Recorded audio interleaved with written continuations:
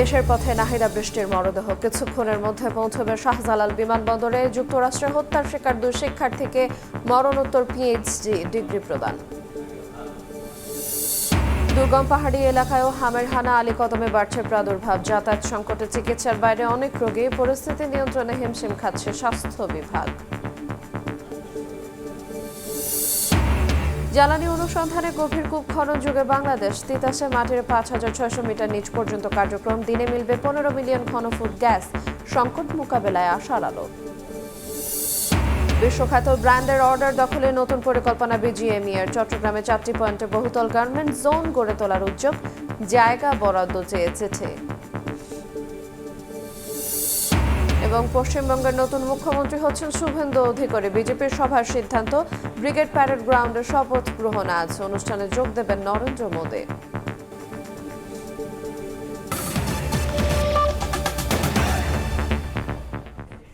দেখছিলেন শিরোনাম। সকালের সময়ের সঙ্গে আছি আইরিন আয়াত। কিছুক্ষণের মধ্যেই দেশে পৌঁছাবে যুক্তরাষ্ট্রে হত্যার শিকার নাহিদা সুলতানা বৃষ্টির মরদেহবাহী বিমান। এর আগে জাহিদ আহমেদ লিমনের লাশ এনে জামালপুরে দাফন করা হয়। দুজনের পরিবারের সহায়তায় $2 লাখ তহবিল সংগ্রহ করেছে সাউথ ফ্লোরিডা বিশ্ববিদ্যালয়ের শিক্ষক ও ছাত্রছাত্রীরা। এদিকে লিমন ও বৃষ্টিকে মরণোত্তর পিএইচডি ডিগ্রি দিয়েছে ইউএসএফ। যুক্তরাষ্ট্র থেকে হাসানুজ্জামান সাকির রিপোর্ট। গেল এপ্রিলে ইউনিভার্সিটি অফ সাউথ ফ্লোরিডার সাবেক ছাত্র মার্কিন নাগরিক হিশাম আবু গেরভের হাতে একই বিশ্ববিদ্যালয়ের বাংলাদেশি পিএইচডি শিক্ষার্থী জামিল আহমেদ লিমন ও নাহিদা সুলতানা বৃষ্টি নৃশংসভাবে খুন হলে হতবাক হয়ে পড়েন সবাই। নিহত লিমন ও বৃষ্টির পরিবারের সহায়তায় পাশে দাঁড়ান তাদের শিক্ষক ও সহপাঠীরা। শুরুতেই ইউএসএফ এর শিক্ষক কাই রেইন্স বিশ্ববিদ্যালয়ের ক্রেডিট ইউনিয়নের মাধ্যমে মার্কিন অলাভজনক সহায়তা প্রতিষ্ঠান গোফান্ডমিতে একটি অ্যাকাউন্ট খোলেন, যেখানে তাদের টার্গেট ছিল $2 লাখ। বাংলাদেশি শিক্ষার্থীরা জানিয়েছেন শুক্রবার পর্যন্ত এ তহবিলে লক্ষ্যমাত্রা অনুযায়ী অর্থ সংগৃহীত হয়েছে বাংলাদেশি মুদ্রায়, যা প্রায় $2,44 লাখ। খুবই শীঘ্রই আমাদের তাদের থেকে সেই ইনফরমেশন গুলো কালেক্ট হয়ে গেলে আমরা এই টাকাটা গোফান্ডমি যে টাকাটা উঠেছে সেটা বাংলাদেশে পৌঁছানোর, দুই ফ্যামিলির মধ্যে সমভাগে ভাগ করে বাংলাদেশে পৌঁছানোর ব্যবস্থা করব। মানবিক এই সহায়তার উদ্যোক্তারা জানিয়েছেন লিমন ও বৃষ্টির পরিবারের সঙ্গে ইতিমধ্যে যোগাযোগ করেছেন তারা। তাদের পাঠানো আলাদা দুটি ব্যাংক অ্যাকাউন্টে সমানভাবে এই অর্থ ভাগ করে দেয়া হবে। এক্ষেত্রে তারা বিশ্ববিদ্যালয়ের ক্রেডিট ইউনিয়ন থেকে ওয়্যার ট্রান্সফার কিংবা সোনালী এক্সচেঞ্জের মাধ্যমে অর্থ পাঠানোর বিষয়টি বিবেচনা করছেন। Academic advisor at USF, Dr. Kai, has launched a fundraising campaign in collaboration with Bangladesh Student Association with the written consent from both of the families. এদিকে মেধাবী দুই শিক্ষার্থী লিমন ও বৃষ্টিকে মরণোত্তর পিএইচডি ডিগ্রি প্রদান করেছে সাউথ ফ্লোরিডা বিশ্ববিদ্যালয়। শুক্রবার শিক্ষা প্রতিষ্ঠানটির 138তম সমাবর্তনে বাংলাদেশ মিশনের প্রতিনিধির কাছে দুজনের ডিগ্রি তুলে দেয়া হয়। যুক্তরাষ্ট্রে পড়তে এসে খুন হন লিমন ও বৃষ্টি। নির্মম এই হত্যাকাণ্ডের পর তাদের সহপাঠী, শিক্ষক এবং বিশ্ববিদ্যালয় কর্তৃপক্ষ যে ভূমিকা নিয়েছে তা বিরল, যা সবার প্রশংসা কুড়িয়েছে। এখন সবার প্রত্যাশা এবং চাওয়া একটাই, অভিযুক্ত হিশামের দৃষ্টান্তমূলক শাস্তি। হাসানুজ্জামান সাকি, সময় সংবাদ, যুক্তরাষ্ট্র। এ বিষয়ে বিস্তারিত জানাতে যুক্তরাষ্ট্র থেকে যুক্ত হচ্ছেন সহকর্মী হাসানুজ্জামান সাকি। সরাসরি যাব তার কাছে। সাকি, ধন্যবাদ। শুক্রবার সকালটি সারা দিনটি সাউথ ফ্লোরিডা বিশ্ববিদ্যালয়ের ক্যাম্পাসে যে বসন্তকালীন সমাবর্তন হয়েছে, সেই সমাবর্তন ঘিরেই সমস্ত শিক্ষার্থীরা ছিলেন।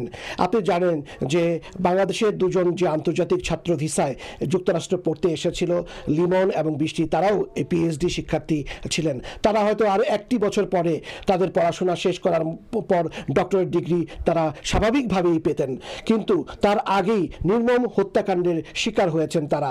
এবং যে ঘটনাটি ঘটেছে সেটি তাদের যে বিশ্ববিদ্যালয় সাউথ ফ্লোরিডা ইউনিভার্সিটি, সেখানকারই একজন সাবেক শিক্ষার্থী মার্কিন নাগরিক হিশাম আবু গেরভে, তারা হিংসাত্মকভাবে এই দুজন বাংলাদেশি শিক্ষার্থীকে নির্মমভাবে নৃশংসভাবে হত্যা করেছে।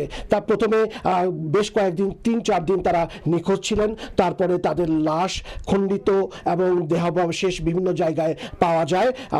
স্থানীয় যে নদী আছে সেই নদীতে লাশ ফেলে দেওয়া হয় এবং জঙ্গলে লাশ ফেলা দেওয়া হয়। প্রথমে লিমনের লাশ উদ্ধার করে পুলিশ এবং তারপরে বৃষ্টির লাশ উদ্ধার করে, এবং বৃষ্টির যে মরদেহ সেটি শনাক্ত করার জন্য আরও 4-5 দিন সময় চলে যায়, কারণ কোনোভাবেই এখানকার তদন্তকারী সংস্থারা কোনো তারা প্রমাণ চাচ্ছিলেন যে সেটি যেন বৃষ্টির লাশ হয়। সব শেষে তার যে ডিএনএ পরীক্ষা, সেই ডিএনএ পরীক্ষার পরে বৃষ্টির লাশ শনাক্ত হয়। প্রথমে লিমনের এখানে জানাজা অনুষ্ঠিত হয় এবং তিনি তার মরদেহ বাংলাদেশে পাঠানো হয় এবং আজকে কিছুক্ষণের মধ্যেই বৃষ্টির মরদেহ বাংলাদেশে পৌঁছাবে। এখন এই মুহূর্তে যখন আমি কথা বলছি হয়তো সেই সময়ে বাংলাদেশে তার মরদেহ পৌঁছেও গেছে। এই ঘটনার মধ্য দিয়ে যে জীবন তারা শুরু করেছিলেন, একটি সুন্দর জীবন, একটি সুন্দর ভবিষ্যৎ, যে যুক্তরাষ্ট্রে পড়তে আসবে এবং সেইখানে ডক্টরেট ডিগ্রি নিয়ে তারা বাংলাদেশে ফিরবেন এবং বাংলাদেশের উন্নয়ন ঘটাবেন, তার পরিবারের মুখে হাসি ফোটাবেন। তার পরিবার অত্যন্ত কষ্ট করে এই দুজন শিক্ষার্থীকে পৃথক পৃথকভাবে তারা দুই পরিবার তাদের সন্তানকে যুক্তরাষ্ট্রে পাঠিয়েছিলেন, কিন্তু তাদের স্বপ্ন কিন্তু ধূলিসাৎ হয়ে গেছে এই নির্মম হত্যাকাণ্ডের মধ্য দিয়ে। এবং তাদের লাশ, বৃষ্টির লাশ কিছুক্ষণের মধ্যেই পৌঁছাবে। এই যখন যুক্তরাষ্ট্র থেকে বৃষ্টির লাশ বাংলাদেশের উদ্দেশ্যে রওনা হয়, তখন কিন্তু তার ক্যাম্পাসে ডক্টরেট ডিগ্রি দেওয়া হয়েছে এই দুজন বাংলাদেশি শিক্ষার্থীকে। মরণোত্তর যে সম্মানসূচক ডক্টরেট ডিগ্রি সেটি তার বিশ্ববিদ্যালয় কর্তৃপক্ষ বৃষ্টি এবং লিমনকে দিয়েছে। এটি একটি বিরল ঘটনা, একটি নজিরবিহীন ঘটনা। এইরকম কোনো ঘটনা কোনো বাংলাদেশি কোনো শিক্ষার্থীর ক্ষেত্রে ঘটেছে এমন কোনো নজির নেই, যদিও এই সেটি কিন্তু সবাই প্রত্যাশা করছেন। এবং এই ঘটনার মধ্য দিয়ে বৃষ্টির মরদেহ পৌঁছে গেছে, হয়তো আজকেই তার মরদেহ শায়িত হবে বাংলাদেশের মাটিতে। এর মধ্য দিয়ে এই দুই মেধাবী শিক্ষার্থীর যে আমেরিকার জীবন, আমেরিকায় পড়তে আসা, তার একটি যে অধ্যায় এবং তারপর যে হত্যাকাণ্ড, সব মিলিয়ে সেই অধ্যায়ের পরিসমাপ্তি ঘটল আজকে বৃষ্টির লাশ বাংলাদেশে পাঠানোর মধ্য দিয়ে। এই ছিল আমার কাছে যুক্তরাষ্ট্রে লিমন এবং বৃষ্টি হত্যাকাণ্ডের পরে এবং তাদের যে ডক্টরেট ডিগ্রি প্রদান করা হয়েছে আজকে, তার সর্বশেষ। আপনাকে ধন্যবাদ। হাসানুজ্জামান সাকি, সময় সংবাদ, যুক্তরাষ্ট্র। আমরা সরাসরি যুক্ত ছিলাম যুক্তরাষ্ট্র থেকে। যুক্তরাষ্ট্রে লিমন ও বৃষ্টি হত্যায় অভিযুক্ত হিশাম সালে আবু গারবিয়েহের মৃত্যুদণ্ড চেয়ে আবেদন করার সিদ্ধান্ত নিয়েছে ফ্লোরিডার স্টেট অ্যাটর্নির কার্যালয়। ফ্লোরিডা রাজ্যের আইন অনুযায়ী মৃত্যুদণ্ডের জন্য প্রয়োজনীয় আগ্রাভেটিং ফ্যাক্টর বা গুরুতর তথ্য উপাত্তের ভিত্তিতে সিদ্ধান্ত নিয়েছেন প্রসিকিউটররা। স্থানীয় সময় শুক্রবার এই সংক্রান্ত খবর প্রকাশ করেছে মার্কিন সংবাদ মাধ্যম। যুক্তরাষ্ট্র থেকে লস্কর আল মামুনের রিপোর্ট। যুক্তরাষ্ট্রের ফ্লোরিডায় পিএইচডি করতে গিয়ে নির্মম হত্যার শিকার হন দুই বাংলাদেশি শিক্ষার্থী জামিল আহমেদ লিমন এবং নাহিদা সুলতানা বৃষ্টি। জোড়া খুনের এই মামলার আসামি হিশামের মৃত্যুদণ্ড চেয়ে আদালতে আবেদন করার সিদ্ধান্ত নিয়েছে রাষ্ট্রপক্ষের আইনজীবীরা। স্থানীয় সময় বৃহস্পতিবার হিশামের বিরুদ্ধে দুটি প্রথম ডিগ্রি হত্যার আনুষ্ঠানিক অভিযোগ গঠন করেন গ্র্যান্ড জুরি। এর পরপরই আসামির সর্বোচ্চ শাস্তি মৃত্যুদণ্ডের আদেশের জন্য আবেদন সংক্রান্ত এ সিদ্ধান্তের কথা জানান ফ্লোরিডা স্টেট অ্যাটর্নি সুজি লোপেস। আসামি হিশামের মৃত্যুদণ্ডের জন্য প্রয়োজনীয় গুরুতর অভিযোগ বিবেচনায় নেওয়া হয়। তার মধ্যে রয়েছে হত্যাকাণ্ডটি ছিল ঠান্ডা মাথায় ও পূর্ব পরিকল্পিত, অপরাধ অত্যন্ত নৃশংস, ভয়াবহ ও নিষ্ঠুর এবং একই ঘটনায় একাধিক হত্যাকাণ্ড। হিশামের বিরুদ্ধে মোট 7টি আনুষ্ঠানিক অভিযোগ গঠন করা হয়েছে। এর মধ্যে রয়েছে অস্ত্র ব্যবহার করে পরিকল্পিতভাবে বৃষ্টি ও লিমনকে হত্যা করা, আলামত ও সাক্ষ্য প্রমাণ নষ্ট করা, অনুমোদনবিহীন মরদেহ সরানো বা গোপন করার 2টি এবং মৃত্যু গোপনের উদ্দেশ্যে আইনশৃঙ্খলা বাহিনী বা মেডিকেল পরীক্ষককে অবহিত না করার আরও 2টি অভিযোগ। স্টেট অ্যাটর্নি সুজি লোপেস বলেন, এই মর্মান্তিক ঘটনা পুরো কমিউনিটিকে নাড়িয়ে দিয়ে দুই পরিবারকে ধ্বংস করে দিয়েছে। তিনি বলেন, নিহত শিক্ষার্থীরা বাংলাদেশ থেকে পিএইচডি ডিগ্রি অর্জন এবং উজ্জ্বল ভবিষ্যৎ গড়ার স্বপ্ন নিয়ে এসেছিলেন, কিন্তু ভয়াবহ সহিংসতায় তাদের জীবন শেষ হয়ে গেছে। স্থানীয় সময় 18 মে সকাল 9টায় হিলসব্রো কাউন্টি আদালতে মামলার পরবর্তী শুনানি অনুষ্ঠিত হবে। মামলার প্রধান প্রসিকিউটর হিসেবে কাজ করবেন লিনজি হোজেস। তাকে সহায়তা করবেন স্কট হারম্যান, জন টেরি এবং জেসিকা কোভারটিয়ার। লিমন বৃষ্টির মরদেহ উদ্ধার ও ময়নাতদন্ত শেষে বেশ দ্রুততম সময়ের মধ্যেই আসামির বিরুদ্ধে চার্জ গঠন সম্পন্ন হয়েছে। আসামির সর্বোচ্চ শাস্তি নিশ্চিতে বেশ দক্ষতার সাথে আইনি পদক্ষেপ নিচ্ছেন রাষ্ট্রপক্ষের আইনজীবীরা। একই সঙ্গে সার্বক্ষণিক সব ধরনের যোগাযোগ রাখছে বাংলাদেশ সরকারও। মামলার বিচার কার্য শেষে আসামির ফাঁসির রায় ও তা কার্যকর হবে দ্রুততম সময়ের মধ্যেই, এমনটাই প্রত্যাশা সকলের। লস্কর আল মামুন, সময় সংবাদ, যুক্তরাষ্ট্র। বান্দরবানের হাম সংক্রমণের জন্য সবচেয়ে ঝুঁকিপূর্ণ আলীকদম দুর্গম করুকপাতা ইউনিয়নে দেখা দিয়েছে রোগটির প্রাদুর্ভাব। চিকিৎসার অভাবে বাড়ছে হামে উপসর্গনীয় রোগের সংখ্যা। যোগাযোগ সমস্যার কারণে পরিস্থিতি নিয়ন্ত্রণে আনতে হিমশিম খাচ্ছে স্বাস্থ্য বিভাগ। সোলকাতিনাথের ক্যামেরায় বিস্তারিত জানাচ্ছেন এনে জাকির। হাম উপসর্গ নিয়ে ভর্তি স্বাস্থ্য কমপ্লেক্স, শয্যা সংকটে হাসপাতালের করিডোর ও মেঝেতে চিকিৎসা নিচ্ছেন রোগীরা। বান্দরবানের আলীকদম উপজেলার কুরুকপাতা ইউনিয়নের দুর্গম বিভিন্ন পাড়ায় বেড়েছে হামের প্রাদুর্ভাব। চিকিৎসার অভাবে প্রতিদিন বাড়ছে রোগীর সংখ্যা। গেল এক সপ্তাহে হাসপাতালে ভর্তি হয়েছেন শতাধিক রোগী, এর মধ্যে মারা গেছে 5 শিশু। দুর্গম এলাকা ও যাতায়াত ব্যবস্থা না থাকায় আক্রান্ত হওয়ার পরও বাড়িতে অবস্থান করছে অনেকে। দ্রুতই সংক্রমণ ছড়িয়ে পড়ছে বাকি শিশুদের মাঝে। এখনো অনেক পাড়ার মধ্যে, যেমন আপনার নেপিউ পাড়া এবং মেনজম পাড়া, ওখানে বর্তমান এই হামরুকের আক্রান্ত অনেকজন রয়ে গেছে। এখানে কোনো চিকিৎসা পুরো পাই না, আর ডাক্তার তো আসেই না। পাড়ার ডাক্তার থেকে এই হাম বেরাম ওষুধ থেকে আমার কিনে নিয়ে আনছে। ডাক্তার বলে দিছে এই হাম বেরাম থেকে মারলে পারবে। দুর্গম এলাকায় সেনাবাহিনী ও স্বাস্থ্য বিভাগের যৌথ উদ্যোগে অস্থায়ী মেডিকেল ক্যাম্প করা হলেও হাম নিয়ন্ত্রণে আসছে না। যোগাযোগ সমস্যার কারণে এমন পরিস্থিতি বলছে স্বাস্থ্য বিভাগ। আমাদের মেডিকেল টিম ওখানে কাজ করছে, তারা ওখান থেকে রোগীদেরকে সার্চ করে নিয়ে আসছে। যাদেরকে হাসপাতালে নিয়ে আসছে তাদেরকে আমরা চিকিৎসার আওতায় এনে যথাযথ চিকিৎসা করে আমরা সুস্থ করার চেষ্টা করে যাব। স্বাস্থ্য বিভাগের তথ্য মতে আলীকদম হাসপাতালে গত 1 মাসে হাম উপসর্গ নিয়ে ভর্তি হয় 166 জন রোগী। এর মধ্যে 68 জন সুস্থ হয়ে বাড়ি ফিরেছে। এনে জাকির, সময় সংবাদ, বান্দরবান।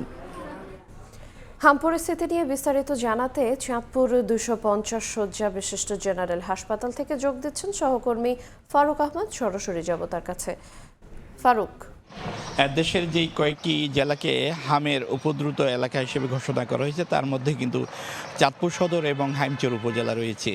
আমরা যদি বলি যে গত 30 মার্চের পর থেকে এখন পর্যন্ত প্রায় 6 সপ্তাহ এই যে হামের যেই প্রকোপটা চাঁদপুরে, এটি আসলে মাঝখানে একটু কমে গেলেও এখন আবার কিন্তু সেটার অবনতি ঘটেছে, অর্থাৎ উন্নতির পর আবার অবনতি। এটি ভাবিয়ে তুলেছে যারা শিশুদের স্বজন আছে তারা এবং চিকিৎসকদের। তো আমি এই মুহূর্তে আছি চাঁদপুর 250 শয্যা বিশিষ্ট হাসপাতালে, যেখানে হাম রোগীদের রাখার জন্য বিশেষায়িত একটি ওয়ার্ড আছে। সেখানে এই মুহূর্তে 45 জন শিশু আছে যারা হামের চিকিৎসা নিচ্ছে। এবং আমি এই হাসপাতালের যিনি তত্ত্বাবধায়ক আছে ডক্টর মাহবুবুর রহমান, তিনি জানিয়েছেন যে গত 30 মার্চ থেকে এখন পর্যন্ত যে হামের আক্রান্ত শিশুদের এই হাসপাতালে নিয়ে আসা হয়েছে তার সংখ্যা 412 জন। 412 জনের মধ্যে যদি বলি এই মুহূর্তে 45 জন ভর্তি আছে এবং গত 24 ঘন্টার যদি আমরা হিসাব করি সেখানে দেখব যে নতুন রুগী এসেছে 15 জন, আবার ছাড় পেয়েছে 15 জন, অর্থাৎ সুস্থ হয়ে বাড়ি ফিরেছে একই সংখ্যার শিশু। চাঁদপুরে এখন যারা হামে আক্রান্ত হচ্ছে শিশু, তাদের স্বজনরা জানিয়েছে যে আসলে যে শিশুরা হামে আক্রান্ত হচ্ছে এদের এখন প্রচণ্ড রকম শরীরে চুলকানি, অর্থাৎ চুলকানির কারণে কারণে তারা প্রথমে ভাবছিলেন হয়তো এটি অ্যালার্জিজনিত কোনো সমস্যা। পরবর্তীতে যখন তারা হাসপাতালে ছুটে যান সেখানে পরীক্ষা নিরীক্ষার পরে নিশ্চিত হওয়া যায় যে এটি হামের লক্ষণ। তবে এর সঙ্গে কিন্তু আরেকটি উপসর্গ যোগ হয়েছে, যেটি হলো চিকেন পক্স, অর্থাৎ শিশুরা কিন্তু এখন এই হামের সঙ্গে কিন্তু তারা চিকেন পক্সেও কিন্তু আক্রান্ত হচ্ছে। এটি কিন্তু এক ধরনের উদ্বেগ এবং উৎকণ্ঠার বিষয়। তো আমি যদি চাঁদপুরের সবশেষ তথ্যটি জানাতে চাই যে গত 30 মার্চ থেকে এখন পর্যন্ত চাঁদপুরে হামে আক্রান্ত শিশুদের সংখ্যা বাড়তে থাকলেও এখন পর্যন্ত মৃত্যুর কোনো খবর নেই। এই ছিল আমার কাছে চাঁদপুর 250 শয্যা বিশিষ্ট হাসপাতাল থেকে হামে আক্রান্ত রোগীদের নিয়ে সবশেষ তথ্য। চাঁদপুর থেকে হামের সর্বশেষ জানাচ্ছিলেন সহকর্মী ফারুক আহমদ। জ্বালানি অনুসন্ধানে গভীর কূপ খনন যুগে বাংলাদেশ প্রথমবার অনুসন্ধান চালানো হচ্ছে 5600 মিটার গভীরে। ব্রাহ্মণবাড়িয়ায় তিতাস 31 কূপে চলছে চ্যালেঞ্জিং এই খনন কাজ। সাফল্য পেলে কূপটি থেকে দিনে মিলতে পারে 15 মিলিয়ন ঘনফুট গ্যাস। প্রকল্প এলাকা ঘুরে এসে রিপোর্ট করেছেন ফারুক ভূঁইয়া রবিন। জ্বালানি সন্ধানে আরেকটি ইতিহাস গড়ার পথে ব্রাহ্মণবাড়িয়ার নন্দনপুর। চীনা প্রতিষ্ঠান সিসিডিসির সহযোগিতায় চলছে তিতাস 31 কূপে বিপুল কর্মযজ্ঞ। দেশের অন্য সব কূপের তুলনায় এখানকার কার্যক্রম কিছুটা ভিন্ন। সাধারণত দেশের স্থলভাগে কূপ খনন চলে 2400 থেকে 4000 মিটার পর্যন্ত। কেবল ফেঞ্চুগঞ্জের একটি কূপে সর্বোচ্চ 4977 মিটার গভীরতায় খনন কাজের নজির রয়েছে। এবার সেই সীমা অতিক্রম করার লক্ষ্য জ্বালানি বিভাগের। তিতাস 31 কূপে মাটি থেকে 5600 মিটার গভীরতায় চলবে অনুসন্ধান কার্যক্রম। আর এক্ষেত্রে উচ্চ চাপ, উচ্চ তাপমাত্রা, শক্ত শিলাস্তর সহ ভূগাঠনিক নানা কারণে ভূপৃষ্ঠ থেকে এত নিচে অনুসন্ধান কার্যক্রম বেশ চ্যালেঞ্জের। নর্মালি যদি আপনি যত ডিপে যাবেন সেখানে প্রেশার এবং টেম্পারেচারটা একটা ইম্পর্টেন্ট ফ্যাক্টর হয়ে দাঁড়ায়। High pressure zone, over pressure zone আছে, এইটাকে মিটিগেট করে ড্রিলিং করাটাই হচ্ছে চ্যালেঞ্জ। এবং এইটাকে মিটিগেট করে ড্রিলিং করার মতো টেকনোলজি এখন আছে। ইনশাল্লাহ আমরা এগুলো ওভারকাম করে ড্রিলিংটা সম্পন্ন করতে পারবো। ডিসেম্বর নাগাদ তিতাস 31 কূপ খনন শেষ করার লক্ষ্য জ্বালানি বিভাগের। প্রকল্প সংশ্লিষ্টরা জানাচ্ছেন ত্রিমাত্রিক ভূতাত্ত্বিক জরিপে কূপটিতে 2টি সেফ গ্যাসের মজুদ থাকতে পারে বলে প্রাথমিক ধারণা মিলেছে। অনুসন্ধান সফল হলে এখান থেকে দৈনিক 15 মিলিয়ন ঘনফুট হারে গ্যাস যুক্ত হবে জাতীয় গ্রিডে। 3700 মিটারের নিচে আরও 4টি স্তরে সার্ভের রিপোর্ট অনুযায়ী সেখানে হাইড্রোকার্বনের উপস্থিতি রয়েছে। 4টার জোনটাকেই যদি আমরা সাকসেসফুল হয়ে যাই তাহলে 2TCF এর মতো আরও রিজার্ভ বৃদ্ধির সম্ভাবনা রয়েছে। জ্বালানি বিভাগের আশা নতুন কূপে সফলতা এলে কিছুটা হলেও কাটবে সংকট। তিতাস গ্যাস ক্ষেত্রের 31 নম্বর কূপে যতটা গভীরতায় গিয়ে জ্বালানি অনুসন্ধান কার্যক্রম চলছে তা দেশের স্থলভাগে অন্য কোনো কূপের ক্ষেত্রে দেখা যায়নি। বিষয়টি একদিকে যেমন যথেষ্ট চ্যালেঞ্জিং, ঠিক একইভাবে এখান থেকে সফলতা পেলে তা দেশের জ্বালানি খাতের জন্য নতুন মাইল ফলক হবে বলে মনে করেন প্রকল্প সংশ্লিষ্টরা। ফারুক ভূঁইয়া রবিন, সময় সংবাদ, তিতাস গ্যাস ক্ষেত্র, ব্রাহ্মণবাড়িয়া। তপ্ত নগরে মায়াময় রঙের ছড়াছড়ি, মুগ্ধতা ছড়াচ্ছে কৃষ্ণচূড়া জারুল সোনালু। প্রকৃতির রূপরসে নাগরিক মনেও প্রশান্তি।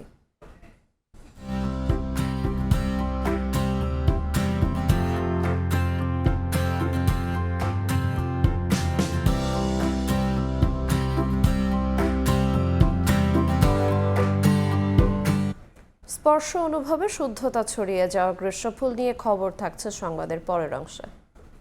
সকালের সময় আরও থাকছে ভার্চুয়াল চরিত্রের সঙ্গে প্রেম ঘিরে দ্বন্দ্ব, ঢাকার রুমমেটের হাতে খুন যুবক। প্রেমিকা রূপে ফেসবুক আইডি ভুয়া, ধারণা পুলিশের ফরেনসিক পরীক্ষায় শনাক্তের চেষ্টা। অর্ডার দখলে নিতে চট্টগ্রামে 4টি পয়েন্টে বহুতল ভবনে অন্তত 25টি কারখানা নিয়ে গার্মেন্টস জোন গড়ে তুলতে চায় বিজিএমইএ। কমপ্লায়েন্স জটিলতা এড়াতে ফ্লোর স্পেসের পাশাপাশি বিদ্যুৎ জেনারেটর, গ্যাস এবং অগ্নি নির্বাপন ব্যবস্থা সহ সব ধরনের সুবিধা থাকবে এসব ভবনে। ইতোমধ্যে জায়গা বরাদ্দ চেয়ে জেলা প্রশাসনের কাছে চিঠিও দেওয়া হয়েছে। শাখাটিপুর ক্যামেরায় বিস্তারিত জানাচ্ছেন কবল দে। নানা সংকটে হাতছাড়া হওয়া বিশ্বখ্যাত ব্র্যান্ডের অর্ডার ফের দখল করতে চায় চট্টগ্রামের পোশাক কারখানাগুলো। সে লক্ষ্যে যুক্ত থাকা গার্মেন্টসকে সচল করতে একগুচ্ছ পরিকল্পনা নিয়েছে বিজিএমইএ। পরিকল্পনার অংশ হিসাবে নগরীর মুরাদপুর, বায়েজিদ, বহদ্দারহাট এবং আগ্রাবাদে পরীক্ষামূলকভাবে তৈরি করা হবে একাধিক বহুতল ভবন। আর এসব ভবনে থাকবে প্রতিটি ফ্লোরে একটি করে কারখানা। কমপ্লাইড বিল্ডিং করে দেবো, বিএনবিসি কোড বলেন, নিরাপনের কমপ্লাইড বিল্ডিং করে দেব। ওখানের মধ্যে যেমন আপনি যখন একটা ফ্লোরে থাকেন আপনার জেনারেটর অনেক কস্টলি থাকে, এই এক্সপেন্সগুলো কমন থাকবে। পরিকল্পনা অনুযায়ী 6 তলা বিশিষ্ট প্রতিটি ভবনের ওয়ার্কিং প্লেস হবে অন্তত 30,000 বর্গফুটের। প্রতিটি কারখানায় সর্বনিম্ন 600 থেকে সর্বোচ্চ 1000 শ্রমিকের হবে কর্মসংস্থান। চট্টগ্রামের জেলা প্রশাসকের কাছে দেওয়া এক চিঠিতে বিজিএমইএ নগরীতে প্রতিটি জোনে 3 থেকে 5 একর জায়গা বরাদ্দ দেওয়ার আবেদন জানিয়েছে। 5টা 7টা ফ্যাক্টরি যদি আমরা এখানে ঢুকাইতে পারি এবং এই 5টা 7টা ফ্যাক্টরিতে আপনার এক একটাতে আপনার অন্তত যেখানে এখন তাদের সেই ওয়ার্কার যদি 300 থাকে, হয়তো দেখা যাবে এখানে আপনার 1000 থেকে 1500 ওয়ার্কার এখানে কর্মসংস্থান হবে। পাশাপাশি আপনার বড় বড় যে ব্র্যান্ডগুলির কাজ এরা এখন করতে পারতেছে না, ওই ব্র্যান্ডগুলির কাজ করা এরা করতে পারবে এবং ওই কাজগুলি করলে তাদের ডেফিনেটলি আরও নতুন নতুন উদ্যোক্তাও কিন্তু এই জায়গার মধ্যে কিন্তু আসার জন্য চেষ্টা করবে। স্বাধীনতা পরবর্তী চট্টগ্রাম থেকেই তৈরি পোশাক রপ্তানি শুরু, কিন্তু নানামুখী সংকটে গত 4 দশকে রপ্তানি 40% থেকে কমে 9% দাঁড়িয়েছে, আর কারখানা কমে গেছে অন্তত 200-র বেশি। বাংলাদেশের এক্সপোর্টের অনলি 10% চট্টগ্রামের মার্কেট শেয়ারিং 10 থেকে 12% মার্কেট শেয়ারিং আছে। তো বাস্তবতা হচ্ছে চট্টগ্রামে হলো যে এই এক্সপোর্ট বিজনেসের জন্য একান্ত ভাইয়েবল হাব, কেননা সারা পৃথিবীতে বন্দর ঘেঁষে আশেপাশে হয় এই ইন্ডাস্ট্রি, এক্সপোর্ট ইন্ডাস্ট্রিগুলো ডেভেলপ করে, সেখানে পণ্য আসা এবং এক্সপোর্টের জন্য যে আপনার যাতায়াত সুবিধা এবং সময়ের জন্য। চট্টগ্রামে 2টি ইপিজেড এবং নগরীর বিভিন্ন স্থানে গার্মেন্টসের কারখানা রয়েছে 400-র বেশি, আর সরাসরি কর্মরত শ্রমিক 8 লাখ।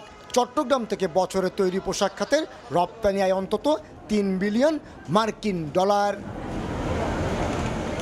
কমল দে, সময় সংবাদ, চট্টগ্রাম। আত্মহত্যা নয়, ত্রিভুজ প্রেমের কারণে কামরাঙ্গীরচরে মেসের রুমমেট সাব্বিরের হাতে খুন হয়েছেন ইয়াকুব। হত্যার রহস্য উদ্ঘাটন করে এমন তথ্য জানিয়েছে পুলিশ। ফেসবুকে এক নারী আইডির সঙ্গে 2 রুমমেটের প্রেমের সম্পর্ক। সন্দেহ, অবিশ্বাস আর প্রতিহিংসা থেকে সাব্বির খুন করেন বলে জানায় কামরাঙ্গীরচর থানা। কিন্তু যে আইডি নিয়ে এত খুনোখুনি, পুলিশের ধারণা সেই ফেসবুক আইডি ফেক। ফরেনসিক পরীক্ষার মাধ্যমে পরিচয় শনাক্তের চেষ্টা চলছে। বিস্তারিত মাসুদুর রহমানের রিপোর্টে। 23 এপ্রিল রাজধানী কামরাঙ্গীরচরের কালুনগরের ম্যাটাডোর শিল্প পার্কের কর্মচারী মেসের টয়লেটে পড়েছিল মোহাম্মদ ইয়াকুবের রক্তাক্ত দেহ।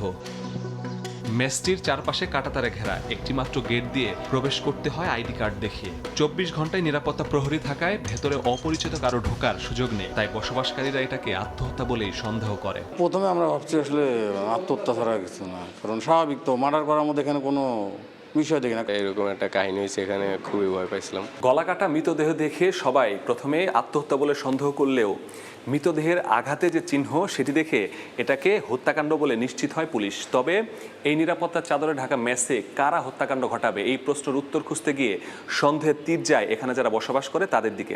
তাদের জিজ্ঞাসাবাদ দিয়ে শুরু হয় এই হত্যার তদন্ত। ঘটনাস্থল পরিদর্শন করে আলামত সংগ্রহ করে পুলিশ। হত্যার স্পট সিলগালা করে শুরু হয় সন্দেহভাজনদের খোঁজ।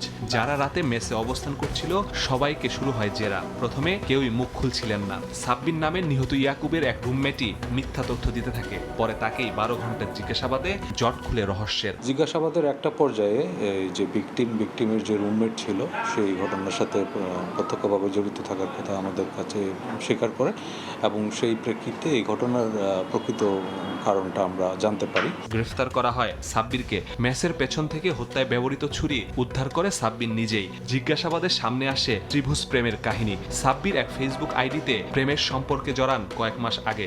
ভালোই চলছিল সব। এটি শেয়ার করেন তারই সহকর্মী ইয়াকুবের সাথে। কিছুদিন পর সাব্বিরের প্রেমিকার ছবি ইয়াকুবের ফোনে দেখতে পান। এরপর থেকে সাব্বিরের কথিত প্রেমিকাও তাকে এড়িয়ে চলছিল। এতেই ক্ষিপ্ত হয় সাব্বির। তার ক্ষোভ ছিল যে তার এই আইডিটা তার যে সহকর্মী সে ছিনিয়ে নিয়ে গিয়ে তার সাথে যোগাযোগ সৃষ্টি করেছে এবং এর পরবর্তীতে ওই আইডি তার সাথে যোগাযোগ করছিল না। মূলত এই ক্ষোভ থেকেই কিন্তু তাকে হত্যা করার পরিকল্পনাটা সে নেয়। প্রতিশোধের তাড়না থেকে ইয়াকুবকে হত্যার পরিকল্পনা করে সাব্বির। 23 এপ্রিল ইয়াকুব অসুস্থ হয়ে পড়ায় কাজে যাননি। এ সুযোগে রাত 1টার দিকে টয়লেটে গেলে পিছু নেয় সাব্বির। ব্লেড দিয়ে গলায় আঘাত করে হত্যা করে স্বাভাবিকভাবেই ভোরে কাজে যোগ দেয় সাব্বির। তবে শেষ রক্ষা হয়নি। যে আইডির জন্য এত যুদ্ধ সেটি ফেক মনে করছে পুলিশ। কেউ ফেক আইডি খুলে এই দুজনকে ফাঁদে ফেলেছে, টাকাও হাতিয়ে নিয়েছে। এখন সেই আইডির মালিকের খোঁজে পুলিশ। এই যে আইডিটা ব্যবহার করে এই ঘটনার উদ্রেক হয়েছে, সেই ব্যাপারে আমাদের নিবিড় তদন্ত অব্যাহত রয়েছে। এত বড় শিল্প প্রতিষ্ঠানের কর্মীদের মেসে নেই সিসিটিভি ক্যামেরা থাকলে এমন হত্যার পরিকল্পনা খুনি করত কিনা এই প্রশ্ন পুলিশেরও। তবে হত্যার পর টনক নড়েছে, ক্যামেরা স্থাপন করেছে কর্তৃপক্ষ। মাসুদুর রহমান, সময় সংবাদ, ঢাকা। সকালের সময় আরও থাকছে। 23 বছরও মেলেনি প্রয়োজনীয় জনবল, বিশেষজ্ঞ চিকিৎসকের অর্ধেক পদই ফাঁকা। ধুঁকে ধুঁকে চলছে লক্ষ্মীপুর সদর হাসপাতাল, মিলছে না কাঙ্ক্ষিত সেবা, ভোগান্তিতে হাজারো রোগী। আবহাওয়ায় ক্ষতির পর আবারও লবণ উৎপাদন শুরু করেছেন উপকূলের 40,000 চাষি। আগামী 3 থেকে 4 দিনের মধ্যে পুরো দমে উৎপাদন শুরুর আশা তাদের। তবে মাঠ পর্যায়ে লবণের ন্যায্য মূল্য নিশ্চিতের দাবি জানিয়েছেন চাষিরা। লবণের ন্যায্য মূল্য নিশ্চিতে কাজ করছে বলে জানিয়েছে বিসেক কর্তৃপক্ষ। মোহাম্মদ ফরাজের ক্যামেরায় বিস্তারিত জানাচ্ছেন সুজাউদ্দিন রুবেল। ঝড়ো হাওয়া আর ভারী বর্ষণে উপকূলের বিস্তীর্ণ লবণ মাঠে বন্ধ ছিল কার্যক্রম। ক্ষতিগ্রস্ত হয়েছে 68,000 একর জমি। তবে ফের শুরু হওয়া দাবদাহে শুকিয়ে চৌচির মাঠে লবণ উৎপাদনে নেমেছেন 40,000 চাষি। কক্সবাজারের ইসলামপুর এলাকার লবণ চাষী দুই ভাই মোস্তাক আহমদ ও জসিমউদ্দিন 3.5 একর জমিতে লবণ উৎপাদন করলেও বৈরী আবহাওয়ায় নষ্ট হয়েছে 500 মণ লবণ। বড় ক্ষতির মুখেও থেমে নেই তারা। ঝড় বৃষ্টি দিয়ে লবণ হওয়া হতে 4-500 মণ লবণ আবার তুলিবার জন্য চেষ্টা করতেছি। এখন লবণ উৎপাদনের সবচেয়ে উপযুক্ত সময়, তাই ক্ষতিগ্রস্ত মাঠে নতুন করে তৈরি করা হচ্ছে বেড, বেছানো হচ্ছে কালো ত্রিপল, এরপর প্রবেশ করানো হচ্ছে লবণাক্ত পানি। টানা 3 থেকে 4 দিনের রোদেই উৎপাদিত হবে সাদা সোনা লবণ। তবে উৎপাদনে ফিরলেও স্বস্তিতে নেই চাষিরা। তাদের অভিযোগ, বাজারে প্যাকেটজাত লবণ প্রতি কেজি 30 থেকে 40 টাকায় বিক্রি হলেও মাঠ পর্যায়ে তারা পাচ্ছেন মাত্র 5 টাকা, যা উৎপাদন খরচের অর্ধেক। সবকিছুর দাম কম বাড়া আছে, আমাদের কি ওই লবণের দাম কম। প্যাকেট 40 টাকা 30 টাকা করে, কিন্তু আমরা যেগুলো শ্বাস থেকে তুলতেছি ওই লবণগুলো চলতে আছে 5 টাকা 4 টাকা করে। গরুর বিটা বিছিয়ে এখানে লবণ ওই মালিকের হাজানা দিতে হয়। আমার সরকারের কাছে আবেদন যাতে আমরা লবণ একটু দাম বাড়াই, যাতে আমরা একটু বাঁচতে পারি। বেসিক বলছে নতুন সরকারের সঙ্গে সমন্বয় করে লবণ চাষীদের ন্যায্য মূল্য নিশ্চিত করতে কাজ চলছে। ঊর্ধ্বতন কর্তৃপক্ষের সাথে এটা মিটিং এগুলো আলোচনা হবে যে কিভাবে আমরা চাষীদেরকে সহযোগিতা করতে পারি। চলতি মৌসুমে 27,15,000 মেট্রিক টন লবণ উৎপাদনের লক্ষ্যমাত্রা নির্ধারণ করা হলেও গত 5.5 মাসে উৎপাদন হয় 17,59,000 মেট্রিক টন। আগামী 15 মে শেষ হচ্ছে মৌসুম। তবে আবহাওয়া অনুকূলে থাকলে মে মাস জুড়েই মাঠে থাকবেন লবণ চাষিরা। বৈরী আবহাওয়ার বিরতির পর ফের মাঠে নেমেছে লবণ চাষিরা। এখন তাকিয়ে রয়েছেন সরকারের দিকে, কখন তাদের লবণের ন্যায্য মূল্য নিশ্চিত হবে। সুজাউদ্দিন রুবেল, সময় সংবাদ, কক্সবাজার। লক্ষ্মীপুর সদর হাসপাতালে প্রস্তাবিত জনবল, প্রয়োজনীয় যন্ত্রপাতি ও চিকিৎসক 100 শয্যার বিপরীতে হাসপাতালে ভর্তি 5 গুণ রোগী। বিশেষজ্ঞ চিকিৎসকের পদ খালি অর্ধেক, কাঙ্ক্ষিত সেবা থেকে বঞ্চিত রোগীরা। আহাদুল ইসলাম আকাশের ছবিতে মাজহারুল আনোয়ার টেপুর রিপোর্ট। হাসপাতালের করিডোর জুড়ে রোগীদের দীর্ঘ লাইন, শয্যা না পেয়ে মেঝেতে শুয়ে চিকিৎসা নিচ্ছেন তারা। প্রায় 20 লাখ মানুষের চিকিৎসা সেবার একমাত্র ভরসাস্থল লক্ষ্মীপুর জেলা সদর হাসপাতাল। 100 শয্যা বিশিষ্ট হাসপাতাল হলেও গত 23 বছরেও মেলেনি প্রস্তাবিত জনবল, প্রয়োজনীয় যন্ত্রপাতি ও চিকিৎসক। 50 শয্যার জনবল দিয়েই চলছে চিকিৎসা সেবা। 188 জন জনবলের বিপরীতে আছেন 99 জন। বিশেষজ্ঞ চিকিৎসকের 14টি পদের বিপরীতে 7 জন, আর সিনিয়র স্টাফ নার্সের 23টি পদ থাকলেও কর্মরত মাত্র 5 জন। বহির্বিভাগে চিকিৎসা নিতে ঘন্টার পর ঘন্টা লাইনে দাঁড়িয়ে থেকে টিকিট সংগ্রহ করলেও চিকিৎসককে দেখানোর সুযোগ মিলছে না। প্রতিবন্ধকতার কারণে ডাক্তার সংকট, ইনস্ট্রুমেন্ট সংকট, বা সেখানে আইসিইউ নেই। যে পরিমাণ সিট থাকার কথা এখানে ওই পরিমাণ সিট নাই। বেডে 2 জন 4 জন করে থাকা লাগে। বাচ্চাদের ট্রিটমেন্টের জন্য থাকা আমাদের একটু স্যাক্রিফাইস এটার জন্য করতে হয় আর কি, এজন্য একটু সমস্যা। ঘন্টার পর ঘন্টা দাঁড়িয়ে থাকে, টিকিটের লাগে বাইরে থেকে লোক আসে, টিকিট দালালরা টিকিট বিক্রি করে ওইখানে। আমরা কিন্তু দাঁড়ায় থাকি, সিরিয়ালে টিকিট পাই না। ধারণ ক্ষমতার বিপরীতে 5 গুণ রোগী ভর্তি আর চিকিৎসক ও লোকবল সংকটের কারণে সেবা দিতে হিমশিম খাচ্ছেন চিকিৎসকরা। প্রতিদিন 400 থেকে 500 জন রোগী ভর্তি হচ্ছে, আমাদের চিকিৎসক ওইভাবে নাই। এতগুলো রোগী ট্রিটমেন্ট দিতে গিয়ে আমারও অনেক কষ্ট হচ্ছে, আমাদের নার্স তো সংকট। সিভিল সার্জন বলছেন জনবল অনুমোদনের জন্য ঊর্ধ্বতন কর্তৃপক্ষকে জানানো হয়েছে, আর নতুন ভবনের কাজ শেষ হলে শয্যা সংকট সমাধান হবে। নতুন যে বিল্ডিং হচ্ছে, 250 যে বিল্ডিং হচ্ছে, এই বিল্ডিংটা যদি আমাদের যদি এখনো পিডব্লিউডি কাজ করতেছে, এরা যদি কিছু কাজ বাকি আছে কাজ করে যদি আমাদের বুঝিয়ে দেয়, তাহলে কিন্তু এই সংকটটা আমাদের অনেকটাই আবার রোগীদের যে থাকার যে সংকট এটা কেটে যাবে। 2017 সালের 14 মার্চ লক্ষ্মীপুর সদর হাসপাতালকে 100 শয্যা থেকে 250 শয্যায় উন্নীত করে সরকার। নতুন ভবনের নির্মাণ কাজ শুরু হলেও শেষ হয়নি 9 বছরেও। মাঝারুল আনোয়ার টিপু, সময় সংবাদ, লক্ষ্মীপুর। 12 দিন ধরে পানিবন্দী কুমিল্লা নগরীর 7 নম্বর ওয়ার্ডের বাসিন্দারা। বসত ঘর এবং শ্রেণীকক্ষেও উঠেছে পানি। স্থানীয়দের অভিযোগ, জল জটে 30টি পরিবার দুর্ভোগ পোহালেও দেখার কেউ নেই। বাহার রাহানের তথ্য এবং ছবিতে রিপোর্ট। 12 দিন ধরে পানিবন্দী, ড্রেনেজ ব্যবস্থা না থাকায় জলজটে 30টি পরিবার।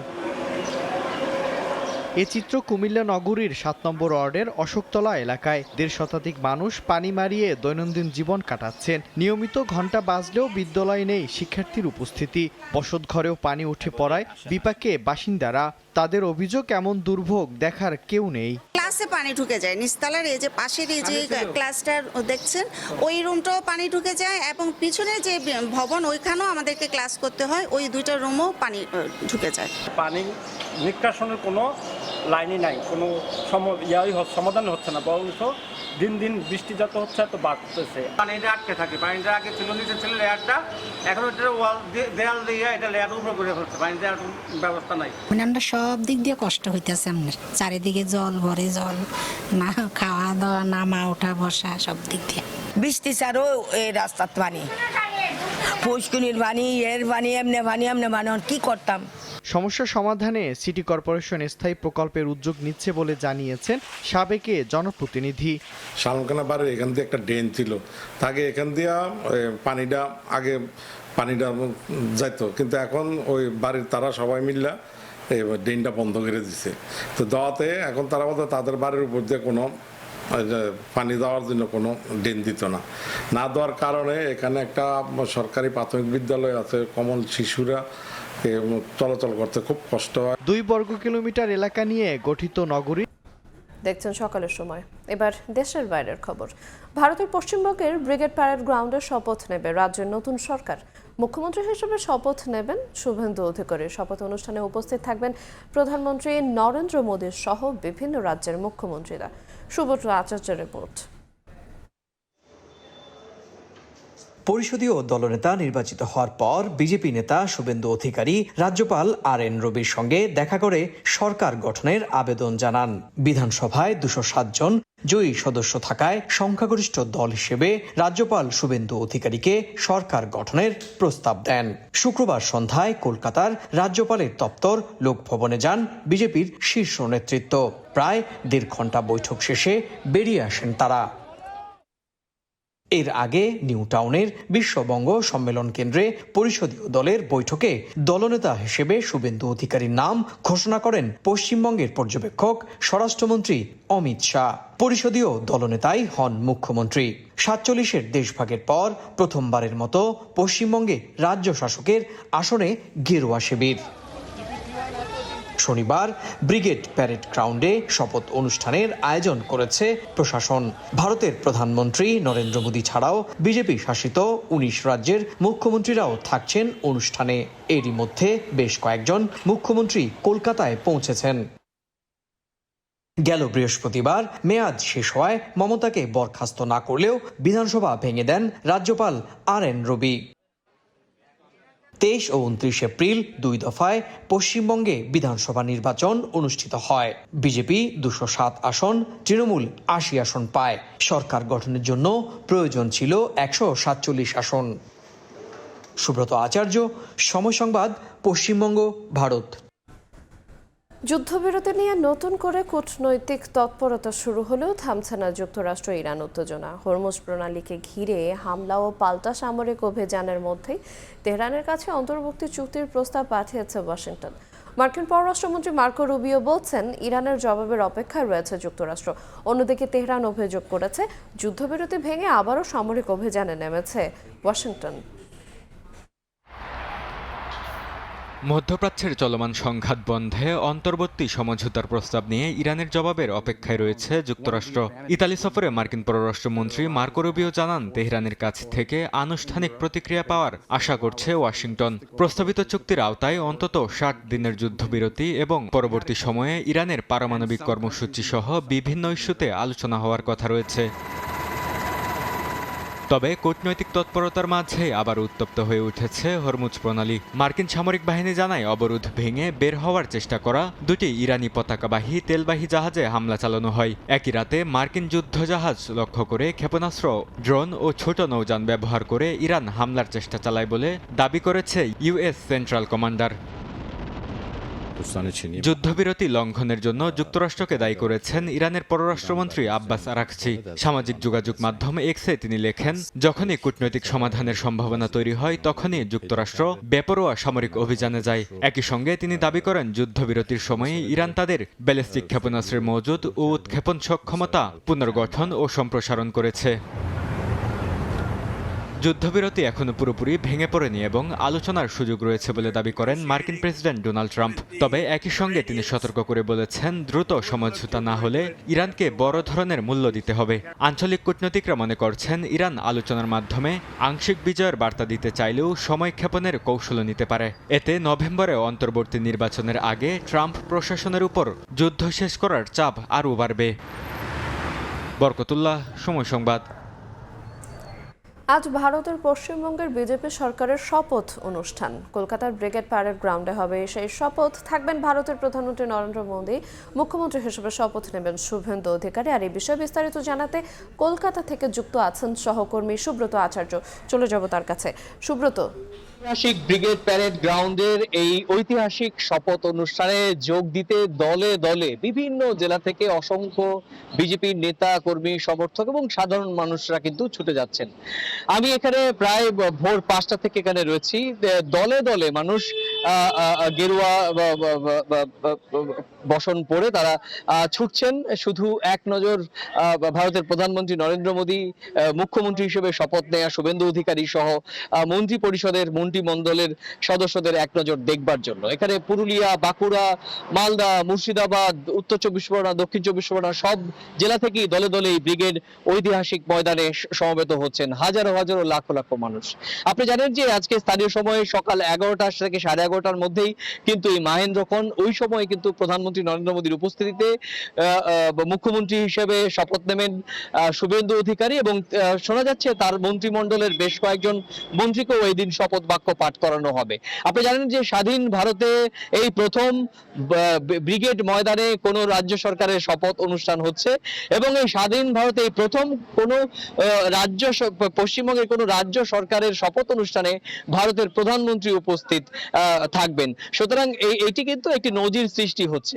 এবং একই সঙ্গে জানিয়ে রাখি যে আজকের এই যখন সরকার গঠন করা হবে, আজকে যখন শপথ নেওয়া হবে, তারপরও যে পরিবর্তনটি আমরা দেখেছি সেটি হচ্ছে যে নবান্নে নয়, এই রাজ্য সরকার গিয়ে সরকার পরিচালনা শুরু করবে কলকাতারই ঐতিহাসিক মহাকরণ, যাকে রাইটার্স বিল্ডিং নামে সবাই চেনে, যা বামপন্থীরা যেখানে প্রায় 34 বছর যেই লালবাড়ি মানে বড় লাল ভবনটিতে বসে এই রাজ্য সরকার শাসন করেছে, সেখান থেকেই কিন্তু এখন বিজেপির নতুন সরকার, রাজ্যের সরকার, সেই সরকারের শাসন শুরু করবে। আপনি জানেন যে গতকালকেই কিন্তু পরিষদীয় দলনেতা নির্বাচিত হয়েছেন শুভেন্দু অধিকারী এবং তারপর রাজ্যপাল আর এন রবি তার কাছে যান, রাজ্য সরকারের শপথ নেওয়ার জন্য অনুরোধ করেন এবং তারপর সেই অনুরোধের প্রেক্ষিতেই কিন্তু আজকে আজকে এই শপথ ও গ্রহণ অনুষ্ঠানের চূড়ান্ত প্রস্তুতি শুরু হয়েছে। আর কিছুক্ষণ বাদেই প্রধানমন্ত্রী কলকাতায় আসবেন। শুধু প্রধানমন্ত্রী নয়, 19টি রাজ্যের মুখ্যমন্ত্রী এবং দেশ বিদেশের বহু কূটনীতিকরাও এই অনুষ্ঠানে অংশ নেবেন বলে এখনো পর্যন্ত জানা যাচ্ছে। তো এই ছিল আমার কাছে ভারতের পশ্চিমবঙ্গে নতুন বিজেপি সরকার শপথ নেওয়ার আগে ময়দান মাঠের যে পরিস্থিতি সেই সংক্রান্ত আমার কাছে থাকা সবশেষ তথ্য। সরাসরি যুক্ত ছিলাম কলকাতা থেকে। দেখছেন সকালের সময়, সঙ্গেই থাকুন। ঈদ সেলিব্রেশন নিয়ে টেনশন, সিঙ্গার বেকো নিয়ে এলো। গ্রীষ্মের প্রখর রোদে যখন চারপাশে অস্বস্তির ঝাঁজ, তখন এই দহনময় ঋতুই আবার রঙিন ফুলের মায়ায় ছড়িয়ে দেয় প্রশান্তির ছোঁয়া। চারপাশের শুষ্কতা যেন হার মানে এই বর্ণিল সৌন্দর্যের কাছে। পথ চলতি মানুষের চোখ আটকে যায় অপরূপ গ্রীষ্ম ফুলের মায়ায়। প্রিন্স আরফানের ক্যামেরায় উম্মে হানির রিপোর্ট।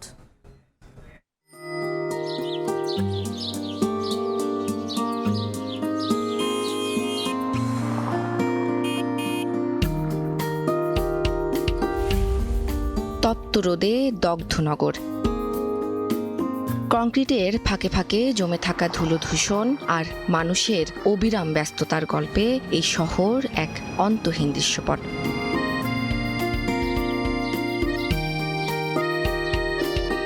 এসবের ফাঁকেই হঠাৎ ঝলকানির মতো চোখে লাগে অন্যরকম এক সৌন্দর্য। মনে হয় এই নগরী শুধু লাল নীল মিথ্যে কথারই নয়, এই শহর তার বুক জুড়ে লালন করে অপরূপ সৌন্দর্য। মোহগ্রস্ত নাগরিক মানুষ একবার হলেও থমকে দাঁড়ায়, ক্ষণিকের জন্য হলেও ভুলে যায় জীবনের পাওয়া না পাওয়ার হিসেব। নগর জুড়ে ফুটেছে গ্রীষ্মের ফুল। অবাধ প্রকৃতি নয়, ইটনগরের ফুলেরাও কি কখনো কখনো ভাবুক করে তোলে মানুষকে। গতির শহরে অবিরাম ছুটে চলার একাকিত্বে ফুলেরাও তখন হয়ে ওঠে নীরব সঙ্গী। কৃষ্ণচূড়ার রঙিন যৌবন, জারুলের বেগুনি আভা, সোনালুর স্নিগ্ধ সৌন্দর্য, দাবদাহে পীড়িত রাজধানীতে বসিয়েছে ফুলের জলসা।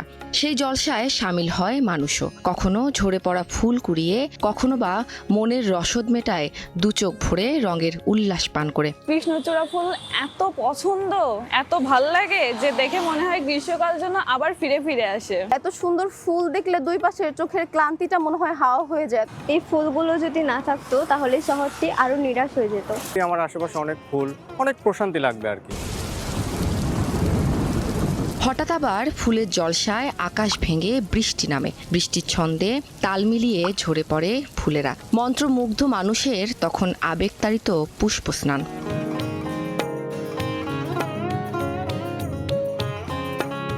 নগরের আনাচে কানাচে ফুটে থাকা এসব গ্রীষ্মের ফুলের রয়েছে চেনা অচেনা অগণিত নাম, অগণিত ডাক। যে নাম শুদ্ধ করে মানুষের মন, আবার কখনো ভাবুক করে তোলে আটপৌড়ে যাপনকেও। এই ফুল গ্রীষ্মের খরতাপের মাঝেও প্রকৃতির এক অনুপম উপহার। জীবনে নানা জটিলতাকে পাশে রেখে যদি ফুলে ভরা বৃক্ষের নিচে দুরন্ত বসা যায়, তাহলেও তো মিলতে পারে মনের রসদ। তাই তো এই রঙিন ফুলগুলোকে উপভোগ করাই হোক প্রকৃতির সাথে একাত্মতার অনুশীলন। উম্মে হানি, সময় সংবাদ, ঢাকা। কিছুক্ষণের মধ্যে দেশে পৌঁছাবে যুক্তরাষ্ট্রের হত্যার শিকার বৃষ্টির মরদেহবাহী বিমান। আর এই বিষয়ে বিস্তারিত জানাতে এই মুহূর্তে শাহজালাল আন্তর্জাতিক বিমানবন্দরে আছেন সহকর্মী শফিকুজ্জামান রুবেল। সরাসরি যাব তার কাছে। রুবেল, যুক্তরাষ্ট্রের নৃশংসভাবে হত্যাকাণ্ডের শিকার আপনারা জানেন যে বাংলাদেশের শিক্ষার্থী পিএইচডি করতে গিয়েছিলেন বৃষ্টি, তার মরদেহ আজকে দেশে আনা হচ্ছে। ইতিমধ্যেই তাকে বহনকারী বিমান এমিরেটসের 0582 বিমানটি বাংলাদেশের আকাশসীমায় প্রবেশ করেছে এবং তার পরিবারের সদস্যরা আমরা দেখতে পাচ্ছি যে এয়ারপোর্টে এসছেন। তার বাবা, তার মা এবং তার আত্মীয় স্বজন এসছেন। কিছুক্ষণ আগে তারা আসলেন। কি যেমনটি আমরা দেখেছিলাম লিমনের মরদেহ যেদিন আনা হয়েছিল, পরিবারের সদস্য এসছেন এবং তাদের মনের অবস্থা আপনারা বুঝতেই পারছেন যে সকলেই শোকাহত, ভারাক্রান্ত এবং মূর্ছা যাচ্ছেন। বিশেষ করে মা, তিনি বাকরুদ্ধ। কেননা বৃষ্টি, তারা দু ভাই বোনের মধ্যে বৃষ্টি ছোট ছিল, অত্যন্ত আদরের ছিল, অত্যন্ত মেধাবী ছিল এবং তার আমরা কথা বলছিলাম তার পরিবারের সদস্যের সাথে, নানা কথা বলছিলেন, সহপাঠীরা কথা বলছিলেন, জানাচ্ছিলেন যে বৃষ্টি দুরন্ত ছিল, অত্যন্ত মেধাবী যেরকম ছিল এবং তার স্বপ্ন ছিল যে তিনি দেশ ও তার পরিবারের জন্য কিছু একটা করবেন। মধ্যবিত্ত পরিবারের মেয়ে, স্বপ্নটা ছিল অনেক বড়, ইঞ্জিনিয়ার হয়ে দেশের জন্য পরিবারের জন্য কাজ করা।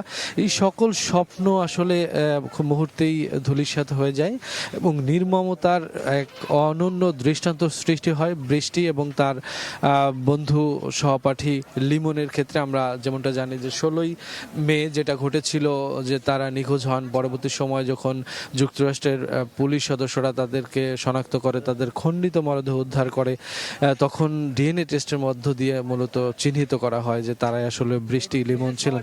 তো এক নির্মমতা, নৃশংসতা ছিল, যে নৃশংসতা অভিযুক্তকে ইতিমধ্যেই গ্রেপ্তার করা হয়েছে। যুক্তরাষ্ট্রের পক্ষ থেকে কঠোর ব্যবস্থা নেওয়া হচ্ছে এবং বাংলাদেশের পক্ষ থেকে আমরা দেখছি যে বিভিন্ন সময় পররাষ্ট্র মন্ত্রণালয়, পররাষ্ট্রমন্ত্রী এবং সংশ্লিষ্ট সকলেই বলছেন, এবং ওখানে যে দূতাবাস রয়েছে বাংলাদেশে, তারাও কিন্তু আপডেট দিচ্ছিলেন যে বাংলাদেশের সরকার এই বিষয়ে অত্যন্ত কঠোর এবং তারা কথা বলছেন যে যেহেতু যুক্তরাষ্ট্রে বাংলাদেশের শিক্ষার্থীরা পিএইচডি করতে যায়, তারা যাতে এই ধরনের নৃশংসতা বা এই ধরনের হত্যাকাণ্ড বা ভয়ভীতির কোনো সম্মুখীন না হয়, এই বিষয়ে সরকার অত্যন্ত কঠোর অবস্থানে রয়েছে এবং সচেতন রয়েছেন, যোগাযোগ করে যাচ্ছেন এবং যাতে সঠিক এবং সুষ্ঠু বিচারটা পাওয়া যায়। আর পরিবারের পক্ষে থেকে আমরা দেখছি যে এই বিষয়গুলোই আমরা যে লিমনের বাবার ক্ষেত্রে দেখেছি, তিনি বলেছিলেন যে তার ছেলের সাথে যেটা ঘটেছে এটা যাতে আর কারোর সাথে না ঘটে, কেননা এরকম নির্মমতা যেরকম বাংলাদেশের শিক্ষার্থীদের ক্ষেত্রে একটা ভয় সৃষ্টি করে, তেমনি পুরো পরিবারকে শেষ করে দেয়। এবং যেটা আসলে বলতেই হয়, পরিবারের পাশাপাশি যারা এই অত্যন্ত মেধাবী শিক্ষার্থী পিএইচডি করতে যান, সেটি দেশেরও সম্পদ, সেটিও নষ্ট করে। তো আপনাদের একটু বলে রাখি, বৃষ্টির লিমনে যেমন 4 তারিখে মরদেহটি নিয়ে আসা হয়েছিল, তেমনি আজকে মূলত বৃষ্টি মরদেহটি আনা হচ্ছে। আমরা পররাষ্ট্র মন্ত্রণালয়ের পক্ষ থেকে যেটা জানতে পেরেছি যে এখানে পররাষ্ট্র প্রতিমন্ত্রী তিনি আসার কথা রয়েছেন, তিনি মূলত মরদেহটি হস্তান্তর করবেন। আর আপনারা দেখতেই পাচ্ছেন যে বৃষ্টির বাবা, তার মা, নানা এবং তার সহপাঠীরা এখানে এসছেন এবং তারা এখানে বসে আছেন। আপনারা যেমনটা তাদের মনের অবস্থা অত্যন্ত ভারাক্রান্ত। আসলে বিশেষ করে যেটা বেশ কিছুদিন আমরা দেখেছিলাম যে প্রথম দিকে বৃষ্টির খোঁজ পাওয়া যাচ্ছিল না, তখনই তার পরিবারের গ্রাম থেকে শুরু করে তার পরিবারের ঢাকার মিরপুরে থাকেন, সেখানে আমরা দেখেছি যে সকলেই চিন্তিত ছিলেন যে আসলে বৃষ্টিকে কি শেষ পর্যন্ত খুঁজে পাওয়া যাবে। কিন্তু তো অবশেষে আমরা যেমনটা জেনেছি যে ফ্লোরিডার পুলিশ তারা বৃষ্টির মরদেহ খুঁজে পায়। মূলত মরদেহ বলতে একটি দেহের অংশ বিশেষ খুঁজে পায়, সেখান থেকে ডিএনএ টেস্টের মধ্য দিয়ে মূলত শনাক্ত করা হয়। এই এক বর্ণনার ক্ষেত্রে এক বিভৎসতা, অত্যন্ত হৃদয় বিদারক। তো সেই বিষয়টিও ইতিমধ্যেই প্রশাসন নজরে এসছে, পররাষ্ট্র মন্ত্রণালয় নজরে এসেছে যে তারাও পরিবারের পাশে রয়েছেন, পরিবারকে যতটা সম্ভব সমবেদনা জানানোর চেষ্টা করছেন, আমরা সেটা দেখতে পাচ্ছি। তো 8:50-এর দিকে মূলত বৃষ্টিকে বহনকারী যেই মরদেহ বহনকারী বিমানটি রয়েছে, সেটি মূলত এই হযরত শাহজালাল আন্তর্জাতিক বিমানবন্দরে অবতরণ করার কথা রয়েছে। সেটি অবতরণ করলে আমরা জানতে পারবো। আর এখন মূলত পরিবারকে যারা কর্তৃপক্ষ রয়েছেন, বিশেষ করে এয়ারপোর্টের কর্তৃপক্ষ, তারা তাদেরকে ভিআইপি লাউঞ্জে নিয়ে যাচ্ছেন। মূলত এখানে একটু তাদের মনের অবস্থা সব মিলিয়ে তাদেরকে একটু সেফ জোনে নিয়ে যাওয়ার চেষ্টা তারা করছেন এবং আপনারাও বিষয়টা উপলব্ধি করতে পারছেন যে এটি আসলে একটি পরিবারের জন্য কতটা কষ্টদায়ক বা কতটা না মেনে নেওয়ার পরিস্থিতি তৈরি করে। তারা সকলেই বাকরুদ্ধ। আমরা দেখছি যে তার বাবা, তার বৃষ্টির ভাই এবং তার মা, সাথে তার আত্মীয়রা রয়েছেন। তো তারা অপেক্ষা করছেন যে শেষ বিদায় দেওয়ার জন্য মেয়েকে কাছে পাবেন। আমরা যেমনটা দেখেছিলাম লিমনের ক্ষেত্রে, যে লিমনের মা মূর্ছা যাচ্ছিলেন, কফিনটিকে জড়িয়ে ধরে মূলত তিনি বারবার কান্না করছিলেন। তো সেটি এক অন্যরকম আসলে হৃদয় বিদারক। আমরা এমন পরিস্থিতি এখনও দেখতে পাচ্ছি। আবার একটু জানিয়ে রাখি, সেটা হচ্ছে যে কিছুক্ষণের মধ্যেই মূলত আমরা যদি জানি যে কিছুক্ষণের মধ্যেই মূলত বৃষ্টির মরদেহ বহনকারী বিমানটি অবতরণ করবে। সেক্ষেত্রে যখন অবতরণ করে আমরা খবর পেলে আপনাদেরকে জানিয়ে দেব। তো সব মিলিয়ে বলা যায় যে এই এয়ারপোর্টে এখন পর্যন্ত 20টি মরদেহ বহনকারী বিমান অবতরণ করেনি। পরিবার সদস্য অপেক্ষা করছেন। এয়ারপোর্ট থেকে সবশেষ এই ছিল এই মুহূর্তে। বৃষ্টির মরদেহবাহী বিমানটি কিছুক্ষণের মধ্যেই দেশে এসে পৌঁছবে। আর এই বিষয়ে বিস্তারিত জানতে আমরা বিমানবন্দর থেকে যুক্ত ছিলাম। এই পর্যায়ে শীর্ষ সংবাদগুলো জানিয়ে দিচ্ছি আর একবার। কিছুক্ষণের মধ্যে দেশে পৌঁছাবে যুক্তরাষ্ট্রে হত্যার শিকার বৃষ্টির মরদেহবাহী বিমান। যুক্তরাষ্ট্রে হত্যার শিকার 2 শিক্ষার্থীকে মরণোত্তর পিএইচডি ডিগ্রি প্রদান। দুর্গম পাহাড়ি এলাকায়ও হামের হানা, আলীকদমে বাড়ছে প্রাদুর্ভাব। যাতায়াত সংকটে চিকিৎসার বাইরে অনেক রোগী, পরিস্থিতি নিয়ন্ত্রণে হিমশিম খাচ্ছে স্বাস্থ্য বিভাগ। এবং জ্বালানি অনুসন্ধানে গভীর কূপ খনন যুগে বাংলাদেশ তিতাসে মাটির 5,600 মিটার নিচ পর্যন্ত কার্যক্রম। দিনে মিলবে 15 মিলিয়ন ঘনফুট গ্যাস। সংকট মোকাবেলায় আশার আলো।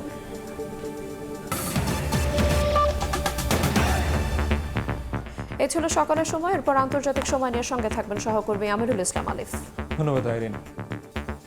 আন্তর্জাতিক সময় নিয়ে আসছে কিছুক্ষণ পর, সঙ্গে থাকুন সময়ের।